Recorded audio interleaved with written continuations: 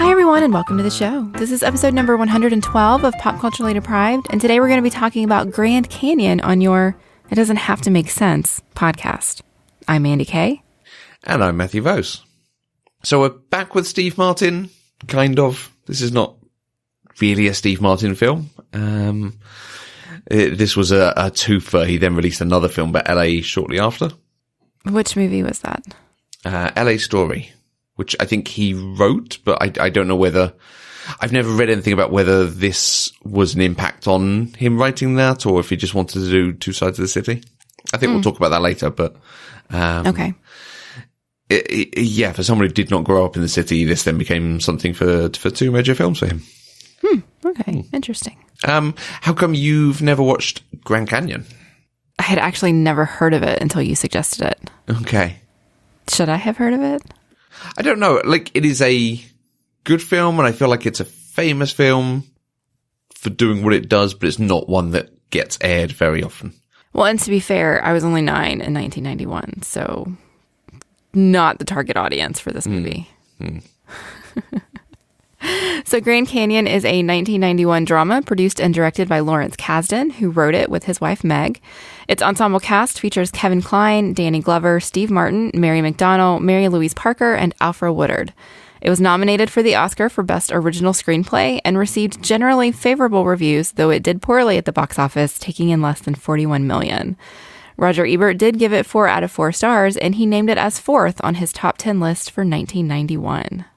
So this movie is about random events affecting a diverse group of people, exploring the race and class-imposed chasms which separate members of the same community. Yeah, that's fair. I did not write that, for full disclosure. I took that right out of the Wikipedia article, actually. I didn't even look to see what IMDb said about it because I read that and I was like, that is spot on. So this is not a film that's aired very often or available many places. Was it available anywhere over there? The only place I could find it was on demand on Starz. Okay. So I actually had to get the Starz channel on Amazon so I could watch it. Like, it wasn't even available to rent. I think I could have bought the DVD. But The Starz channel has got some good films over here, so yeah. If you've got it for a week or a month, there's some good stuff in there you might want to look up. Yeah, definitely. Yeah, same over here. Couldn't find it anywhere. Ended up buying the DVD for 50p a pound. Not much. Wow. Okay. Yeah. Was it new or secondhand? Well, it was in plastic, but it was a Amazon purchase, so I suspect it was secondhand, but they had a plastic adding machine. Right. Okay, gotcha. Okay, big cast, so let's hit the high spots. What's your experience of Kasdan and Kevin Kline, Danny Glover, Mary McDonnell? So we've previously talked about Kasdan on French Kiss, which he directed. I know him best as a writer. I was surprised to see the big things that his name was on because I've never actually heard his name before. Oh. He wrote The Empire Strikes Back, Raiders of the Lost Ark, Return of the Jedi, The Force Awakens, and The Bodyguard, oddly enough. Yeah. So he's definitely done more as a writer than he has as a director or producer. Yeah, the only other film he's directed that I think I've seen is Dreamcatcher, which is a Stephen King adaptation. Okay. Which I only saw because of a short that was screened before it that I wanted to see. And then decided I might as well stay in the cinema. Right. The jury's out whether I should have done or not. Right. He also did The Big Chill, which I have not seen, but is apparently very, very famous. Yeah, I think this is a kind of follow-up, similar idea to... Yeah, I think this one was advertised as The Big Chill of the 90s, which makes me curious about The Big Chill. I have no idea what it's about. I've only ever heard the title. Okay. So there's that. Kevin Kline, we've talked about him on the show before. He was in French Kiss. He was in A Hunchback. He was in the live action of Beauty and the Beast. Danny Glover, mostly general just knowledge and awareness of who he is. I've seen him because I know he was in the Lethal Weapon movies, even though I haven't seen those. I've actually seen him in The Color Purple and some TV stuff, but I couldn't actually name anything. And Mary McDonnell, of course, will always be Stands with a Fist from Dances with Wolves for me. and then the president in Battlestar Galactica, and the president's wife in Independence Day. I swear that woman doesn't age. Yeah, I think Independence Day is what I know her best from. Okay. Yeah, no, I first found her in Dances with Wolves, and so that's who she's always been to me. Right. Okay. In terms of similar things, I mean, this is very much about Los Angeles as a city. Have you been to Los Angeles, and have you watched many films about LA itself? Well, I've never actually been to like LA proper. I've flown through LAX, and I've been to Hollywood, but that's really about it. Everything else that I know is from the movies or Angel. Right. We've actually done a few movies on the show that are set in LA, like The Big Lebowski, Pulp Fiction, Die Hard, The Graduate, most recently Sunset Boulevard. Heat was set in LA. Other famous movies, Speed, Clueless, Terminator 2. You know, it is a long list of movies that seem to take place in LA. Yeah. So I kept looking. I was looking at lists that like define LA or the definitive LA movies, and by and large, most of the movies on those lists are movies I haven't seen. Yeah. It's very bizarre to me. Yeah, it's kind of this LA Story and what's it called? LA Confidential. Yes, and I have seen neither of those. Right. And anything else on those lists? Anything worth mentioning that we should look for? I don't think so. Those were the ones that I saw the most. I saw Mulholland Drive show up a few times. Okay. Okay. But again, most of the movies I saw were things I haven't seen, and so I'm only familiar with by name, or I'm not familiar with them at all. Okay. Fast Times at Ridgemont High is on the list already. Oh, yeah. Yeah. Amy Heckerling, of course, who did Clueless and many other films. Mm-hmm. So I suspect we'll have a few more on the show in the coming years. Okay. So Grand Canyon, did you enjoy it? Sort of.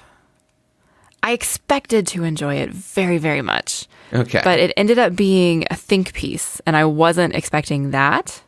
What were you expecting? I was expecting a movie more like Parenthood. Okay. Where it was really more, not really a plot, but just scenes from the life of this group of people and maybe how their lives intersect. And that's not really what I got. We got a movie with a message. A movie that's trying very, very hard to tell us a message. And that was unexpected. Okay. What do you think that message is? Well, I think, it goes back to kind of what I stole for this synopsis. It's about how race and class affect people. Okay. And what do you think the message that's trying to tell us is? Because, I agree with you. Yes, that's what it's about. But if it's got a thing that it's trying to say, like, oh, this is bad, this is good, there are ways of overcoming it, there are ways of dealing with it. I think ultimately it's trying to say, I think they said it outright up front when Danny Glover's character Simon says, this isn't how it's supposed to be. And then that's bookended with one of the final lines of the film when they're actually at the Grand Canyon, where he says it's not all bad. So the movie kind of shows us all of these larger than life examples of how things aren't good. I think at one point they talk about how the country's gone to shit. There's a lot of violence. There's a lot of random violence in this. And there's a lot of just negative things that happen in the lives of these people, whether it's directly to them or just tangentially related to them. But we get the idea that the world can be different and it should be different. But the movie doesn't tell us how. It just says this is a thing that we believe can happen. But it spends so much time showing us how things are bad that we never quite get to that other point. Yeah. It's a really strange thing because the film itself is a painful snapshot of Los Angeles at this time. It's after the Rodney King tape was made, after he was arrested in inverted commas, obviously. Right. but it is before the trial where the police officers, I think, were acquitted. So it's just before the LA race riots. Uh-huh. So this is a really, it's a powder keg ready to explode. Things are going to happen and not necessarily change because of them. It was interesting you said, I think it's a quote from the film about the country's gone to hell. Mm-hmm. Do you think it's representative of the country, or do you think it is speaking to the city and this part of this state? That's a really hard question to answer from 2018. Okay. Because from 2018, I'm watching this movie thinking, wow, nothing's changed. It's really depressing. And so I see it as an indictment on the country. I'm not sure what the Kasdans intended, honestly. Okay. It is so very heavily set in LA, and it's so very heavily dependent on the different neighborhoods in LA that it almost feels like they're specifically talking about that city and the neighborhoods in that city because of the way they talk about where Mac's car broke down and how they want to get Simon's sister out of her neighborhood into a new neighborhood. It feels very localized to LA, but they do make comments about the country as a whole. Mac does, his wife does, Simon does. And so it could be just using this city as an example of the country as a whole, which may be what they were intending, which gives it a much more lasting message because, God, it's really depressing. The more things change, the more they stay the same, I think. Do you think anything that's showed here speaks to your experience of America or the experience of people outside of the state? Is it still something you can go, yeah, I can see what they're doing. They're talking about the where the country has ended up. It's not just, okay, people from LA again. Okay. Yeah, no, it's definitely not people from LA. Okay. It's not necessarily things I've personally experienced in my life, but they're things that I've seen happen to other people. They're things I see on the news. Recently we've had Charlottesville protests. We've had Ferguson. So many things have happened over the last 4 or 5 years that are very reminiscent of this very particular time period that this movie is talking about. That it's definitely not isolated to LA or even to California.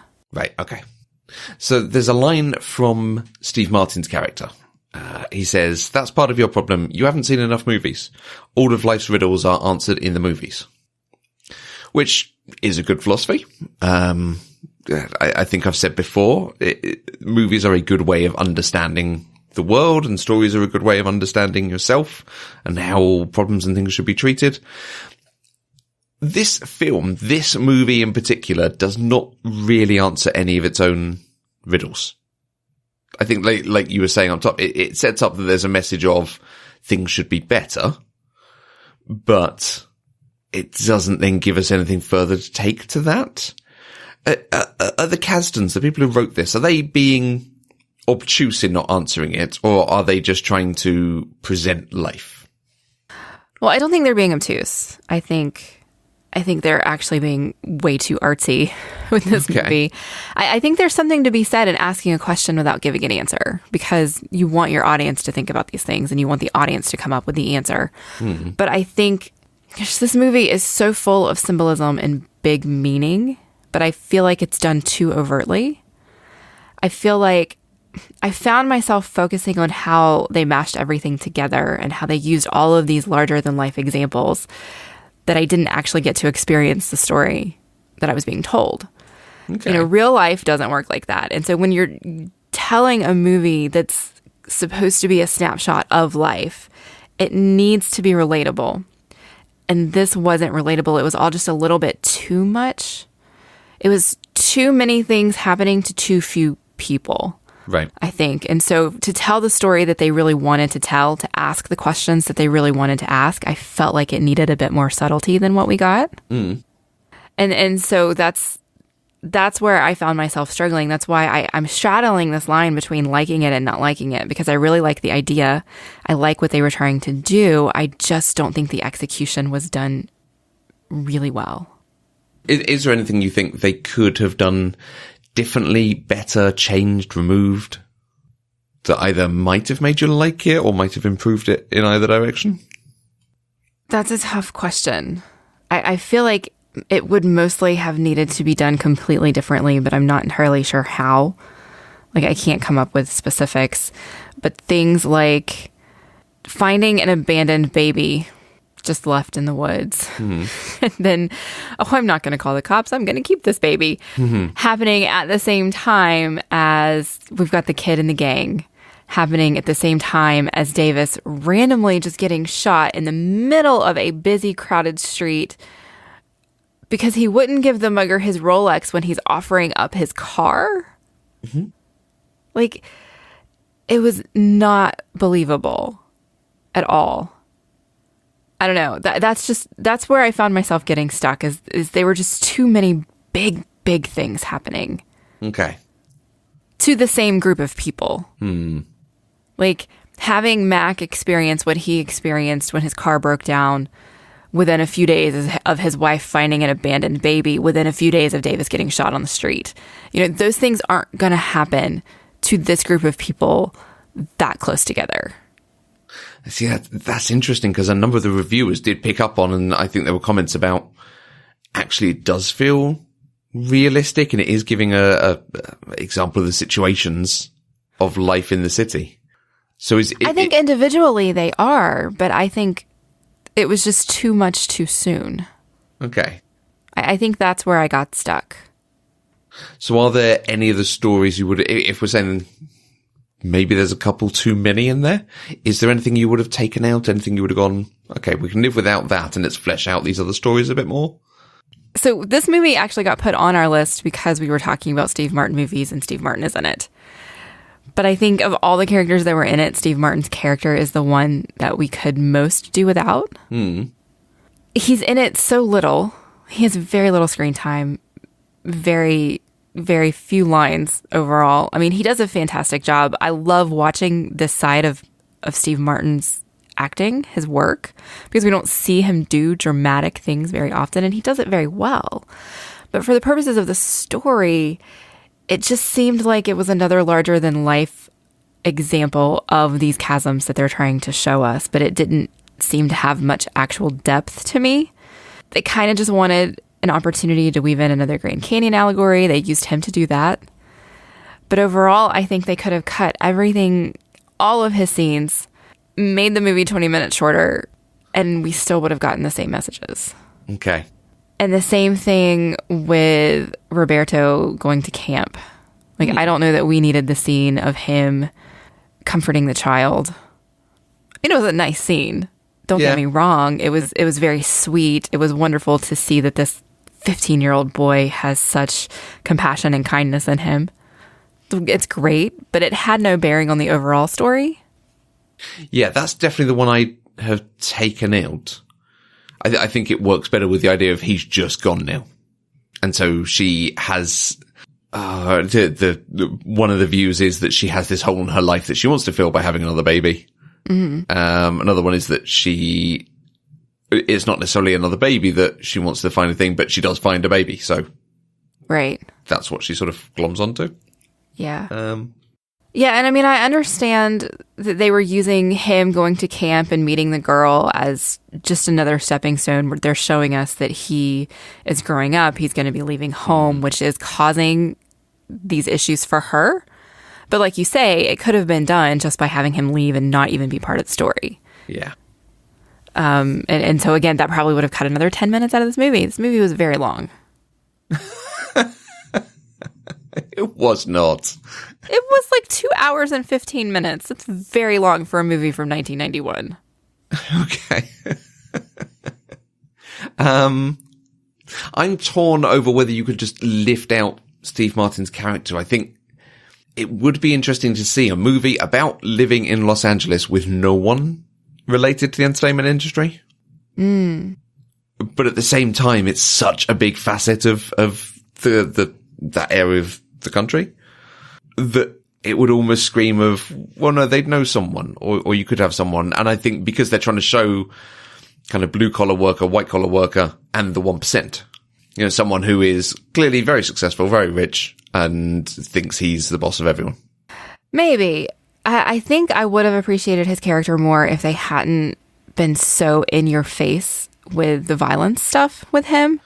Okay. Because he's made his career on these over-the-top, bombastic, very violent movies. That's what he does.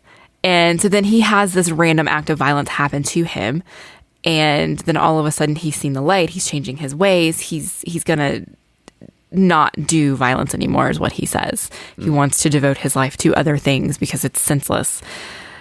But then the next time we see him, that was just a few minutes. I was delusional. I'm going to go back to doing what I'm doing. Yeah, doesn't stick.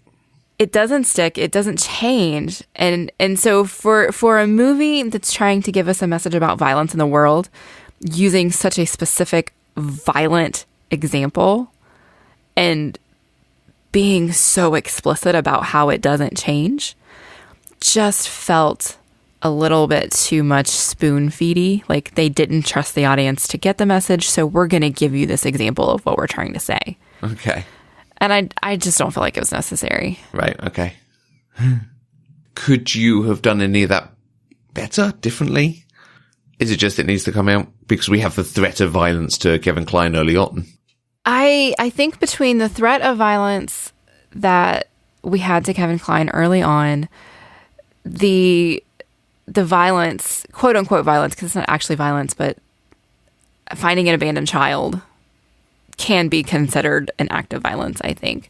And then we've got the whole gang thread with Simon's sister's house being shot up in the drive-by. Otis, is that his name? The teenager? Yeah. Otis, Oscar? I think it was Otis. Him having the moment where he's covered in blood and he's obviously seen something very violent.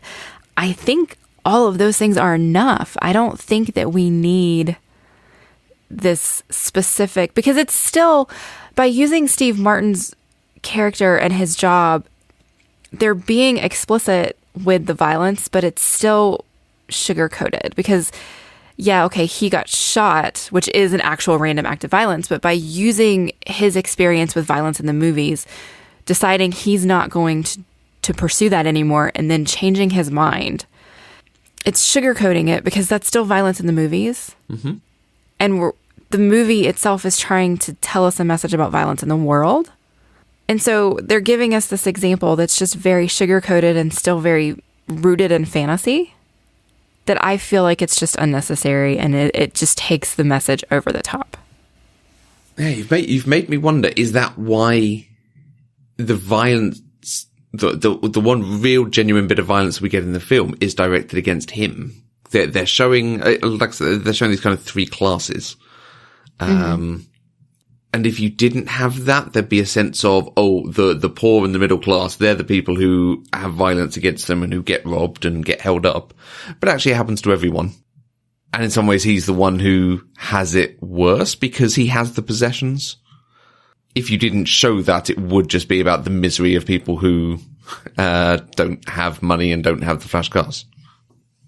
Maybe. Because I do like that it does try to show lots of different views of the same thing.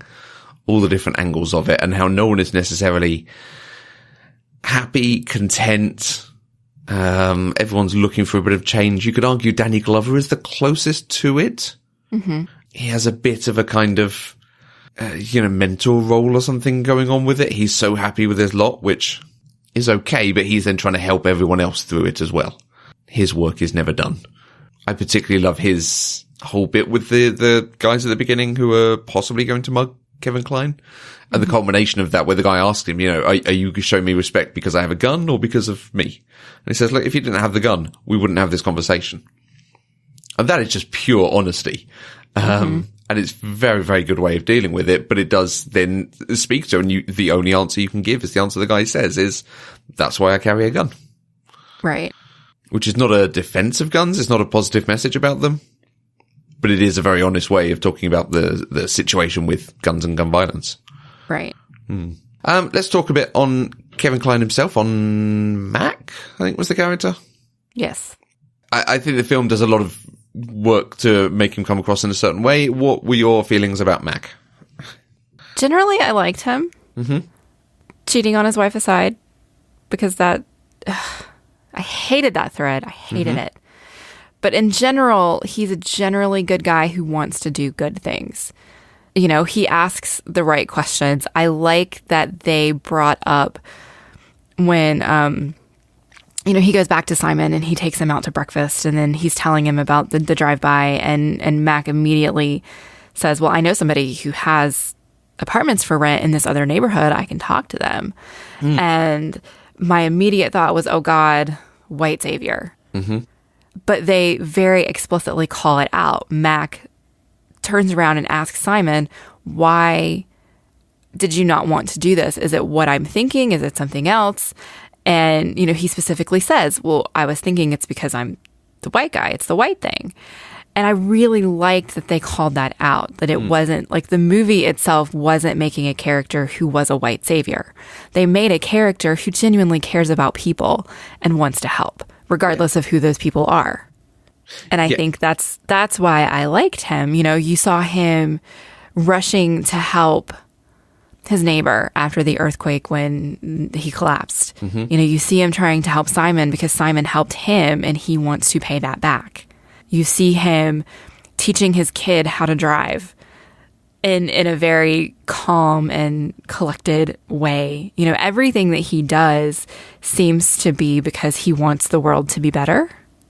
And I just appreciated that about him. Yeah. Yeah, it does a lot to make him a nice guy, relatable, trying to do good stuff in the world.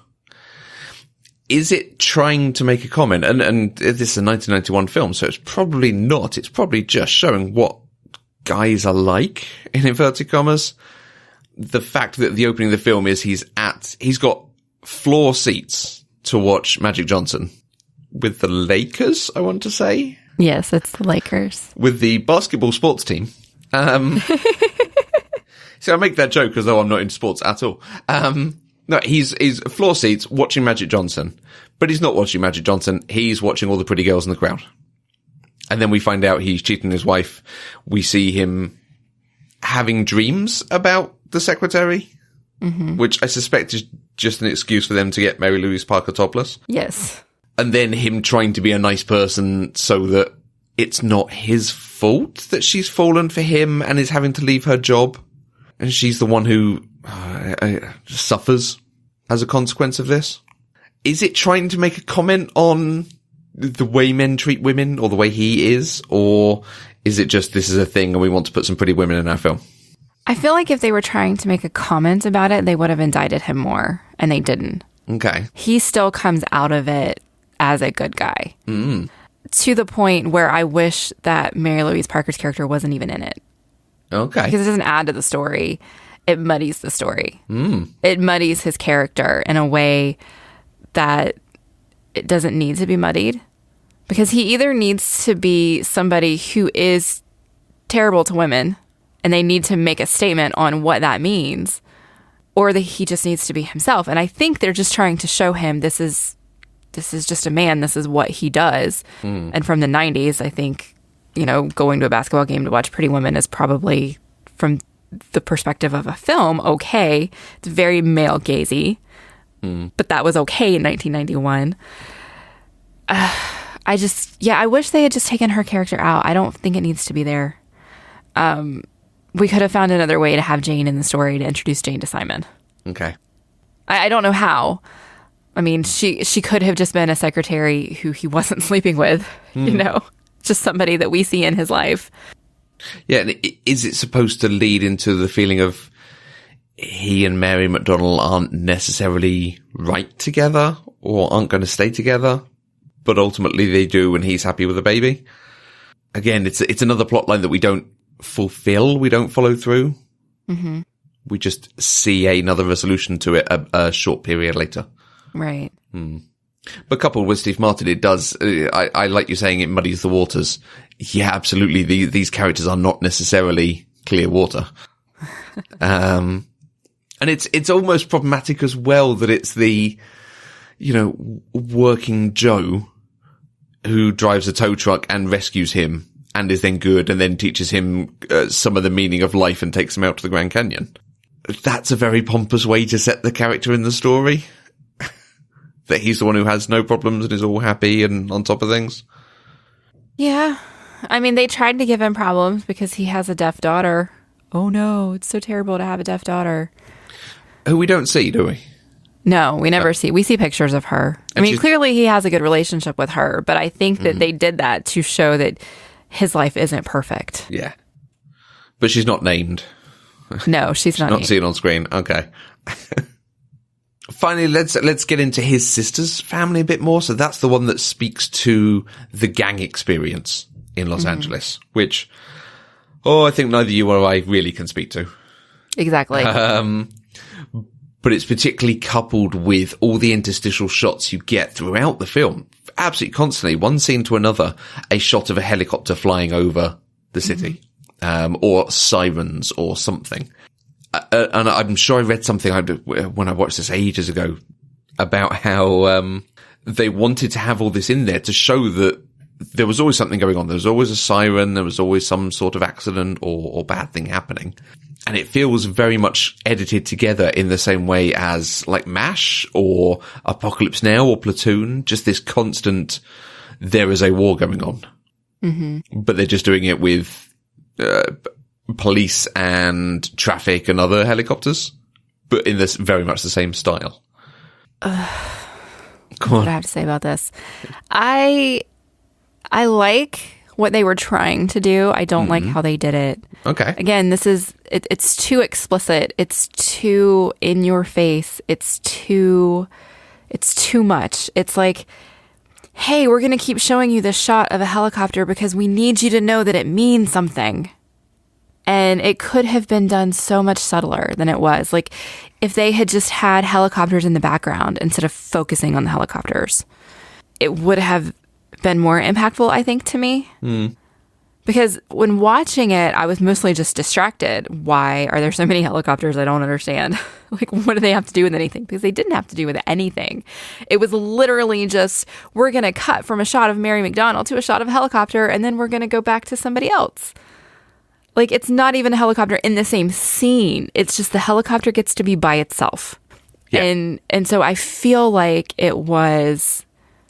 Honestly, it feels a little bit like an undergrad English paper on symbolism. Okay.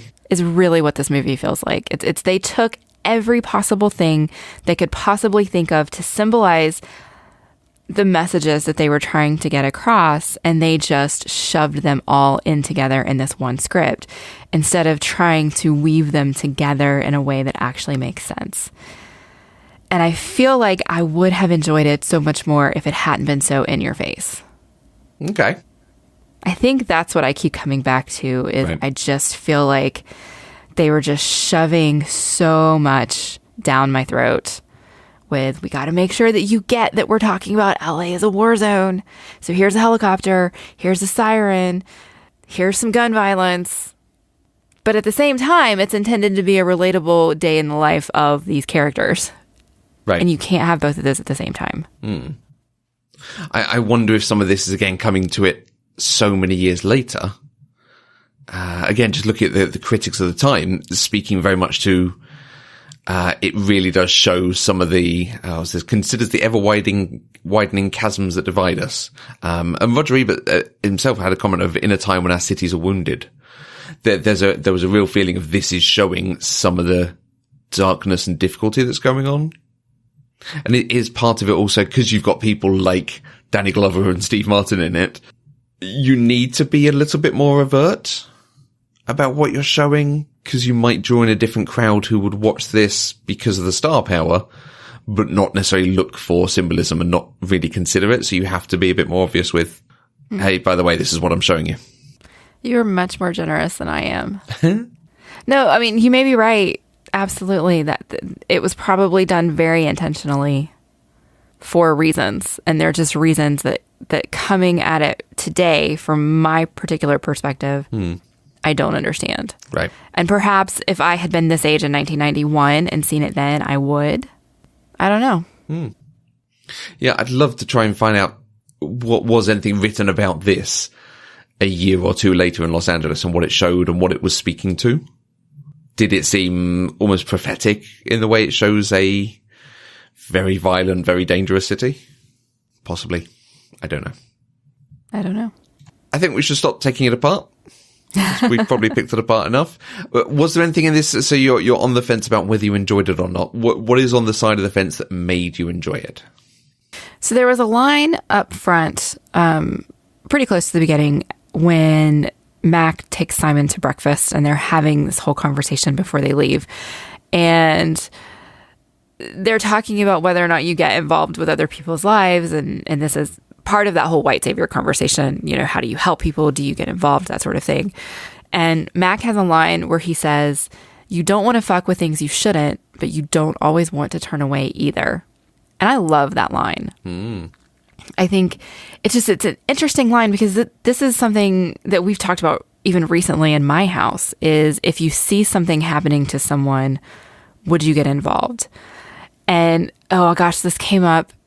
I don't even remember how this came up. It was a conversation about, you know, if you were driving a car behind another car and you saw that somebody had kicked out the taillight of that car and there was a hand sticking out waving because they've been stuffed in this trunk, would you do anything? Would you call the cops? Would you try to stop it? And the people I was having this conversation with, some of them were like, absolutely, yeah. And others were like, no, like, that's not my life. I don't know what's happening. I'm not going to get involved. I don't get involved in stuff that's not me, because I don't know what that could possibly be. And so straddling that line is something that I think most people have to live with, is how involved do you get in other people's lives when you see things happening? And that they spoke to that so directly here and address that specifically made me sit up and say, that's a great way to look at it. Like, you don't want to, but sometimes you do. And you have to figure out when you make that choice. Yeah. Did I completely lose you with that story? Yeah, I'm not sure I have anything to add on to that. I thought it was a really nice way to talk about human perspective. Yeah, it is a really interesting thought to put out there. And that's exactly what this film, I think, is doing all the way through, putting out these thoughts of actually consider the way we're living and what we're doing to other people. Right. It doesn't have the answers, but it's going to try and make you ask the questions. Yes, exactly. I really liked the scene where Mac was teaching Roberto how to drive. Really? Because he was so calm. He was so good at it. He was so encouraging, even when they almost had a very, very serious wreck. He didn't get mad. He didn't yell, you know, and it was very, I don't know, it was just so encouraging. And it was a way that I wish more parents were. He was patient, I think. And maintaining patience in that particular scenario was not something that I would personally be able to do. And so I really appreciated it. That's fascinating, because I just watched that and think, this guy's awful. He should not be teaching this kid to drive. Oh, wow. Really? Yeah. Like, the kid is not capable, confident enough yet to even be... Oh, hello. Here's what I found on the... Shh. The kid is not capable or confident enough yet to change lanes properly. And he's saying, hey, what are you going to do at this junction? Oh, I'm going to turn left. And then he lets him. And then the turn left is incredibly difficult. He, as the adult in the car, the person who knows how to drive, should have been saying, yeah, perhaps not. Perhaps let's go to San Dimas down the road, you know, a really quiet town. And then let's just practice it a bit there. And then we'll come back and do it in Los Angeles. No. You need to learn it sometime. So let's throw you into... Okay. That is absolutely a fair perspective. I was just reminded of my own experiences learning how to drive with my stepdad teaching me. Right. And I learned how to drive in a van that looked exactly like that one. Okay. With the wood paneling on the sides and the blue metal. Mm. And it was very much, let's just go do it. You know, I mean, I learned 3-point turns on a dirt road where there was no traffic. But in general, we went and just drove. Now, granted, I didn't grow up in a place anywhere near as busy as LA. I was about to say, like, learning in Raleigh or probably any city in North Carolina is going to be a bit different from Los Angeles. Probably. Yeah. Yes. Yeah. I don't know. I thought that given the situation, like, as a parent, he could have completely exploded and blown up at him for making the mistake and almost getting them killed. And he didn't. And that's fantastic. Yes. That's all. No, his reaction to it was very good. Him as a teacher, yeah, no. Okay, I will give you that one. And then I think, even though I really believe Steve Martin's character could have been completely taken out of this movie, he had a quote that was completely irrelevant to this movie, but it's one that I think over and over in my life. And for him to have put it into words on the screen just delighted me to no end. And it's when Mac hands his handkerchief to Vanessa after they're taking Davis home from the hospital. And Davis is like, what is the theory on this handkerchief thing? I mean, after you blow your nose on it, you put it back in your pocket, and then you see someone in distress and you like give them this gift from your pocket, and they're supposed to be grateful as they wipe it all over their face? Yes, that is exactly how I feel about handkerchiefs. And I loved it. I mean, if you're carrying around a dirty handkerchief, you're doing it wrong. But I mean, it's not dirty when you put it in your pocket, but as soon as you blow your nose, it's dirty. Yeah, well, okay, you wouldn't give someone a handkerchief that you've blown your nose into. And if you've blown your nose into your handkerchief, you then put it in the wash later and pick up a clean one? Surely. As someone who carries yes, that's what you're supposed to do, but I don't get it. I do admittedly carry them for times that we go to the theatre or the movies and there's crying scenes. And it's very useful to be able to hand them subtly to the person next to me. Oh, such a gentleman, Matthew. Although I ran out of handkerchiefs when we saw A Monster Calls, because there was a lot of weeping through that one. Okay, I'm not familiar with that one. Yeah. So what about you? You have clearly defended this movie our whole conversation, so I think it's safe to say you enjoy it. So what did you enjoy the most? There is not much in this that stands out that I go, that is really good. I really enjoyed that. It is just a good film that poses questions. And I think the fact it is such a strong snapshot of the situation at the time, which I think you're absolutely right is not too different from some of the situation now. But it is very difficult for a film to do this, and I think to do it as well as it does. But a couple of small moments that I did quite enjoy watching it. The bit, like you say, where there's the earthquake, Kevin Kline's neighbor collapses and they go to help him. Kevin Kline leaps over the fence like he is a big goddamn hero. Yeah, he Just does. in one bound, he's over and he's going to help. I don't think he's a good driving instructor. He's a good rescuer. Okay. And I do quite like, this is what made me want to pose the question. I like that his character is shades of grey, because a lot of people are like that. I think absolutely it could do more to ask the question about whether we should like him or not, and it doesn't do that. But again, it's a very hard thing to sort of do that, and the film itself has to work very hard to make us like him. But Steve Martin does have a line similar to the one I said earlier when he's talking about movies, but it does stand out as being very, very honest, and this could almost be a strapline for my life. There's so much rage going around, we're damn lucky we have the movies to help us vent it. And that is a really good way to put it, because movies can help us understand the world, understand ourselves. They can help us figure out problems or think about situations or be empathetic to things we see. And they can be pure escapism and fun and something interesting to put in front of our eyes. Yeah. I think movies are great. I never would have guessed that you thought that. I knew that you were going to identify with Steve Martin's character, just from a few of the lines that he had. Whenever he did do the line about that we talked about earlier, where that's your problem, you haven't seen enough movies, I immediately thought of you. Mm-hmm. It's like, I'm pretty sure Matthew would have said that exact line to me if he had thought of it. And it's quite an interesting character. Because the movie does look absolute trash that we see. Like, it looks like a very, very bad movie, but he has clearly been successful to some degree, so... But it would be... I think all they're trying to show is that the movie is ultra-violent without it being a legitimate movie. Right. Yeah. Yeah. Where's the money shot? The brains on the window. All right, well, is there anything else that we need to discuss about Grand Canyon? So I said earlier that Steve Martin wrote a film that is kind of the alternate side of Los Angeles. I think that was where this suggestion came from, was doing them as a kind of twofer.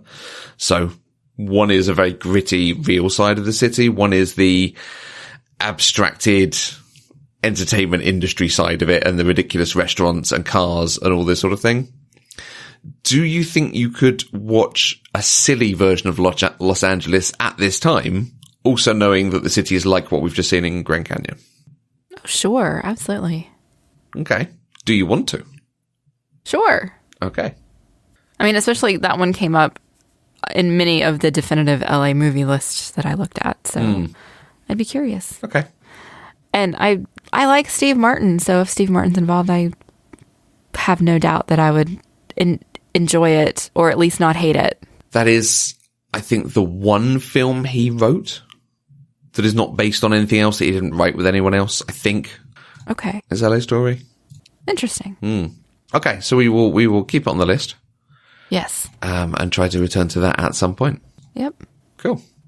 All right. Well, if you would like to join the conversation, you can use the hashtag PCDeprived on Twitter. You can find us on Twitter, Facebook, and Instagram at Eloquent Gushing. And you can find both of us on Twitter. I'm at Mandi K. And I'm at Matthew Vose. We are 100% funded by listeners like you through Patreon. Anything you can give, even $1 a month, gives access to exclusive content, and it helps to support the network. To find out more, visit patreon.com/eloquentgushing, and don't forget to visit the homepage, eloquentgushing.com, where you can find all our other shows. We'll be back next week with another episode of Pop Culturally Deprived. Until next time, I'm Mandi K. And am I the only one around who cares about the writing?